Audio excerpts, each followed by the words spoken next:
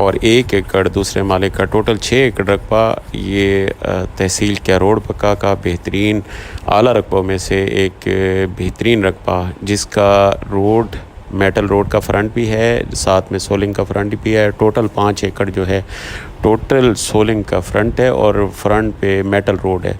ये बेहतरीन रकबा और ज़ेर ज़मीन मीठा पानी और ये बिल्कुल नहर के साथ ये रकबा दूसरा पानी है इस रकबे का। और यहाँ पे जो ठेका मुस्ताजरी है वो 2,40,000 रुपये फ़ी एकड़ चल रहा है, क्योंकि टनल फार्मिंग का एरिया है। और जो दोस्त छोटे रकबे के ख्वाहिशमंद हैं, ये टोटल 6 एकड़ रकबा जो है ये फॉर सेल है तहसील कैरोड़ पक्का में।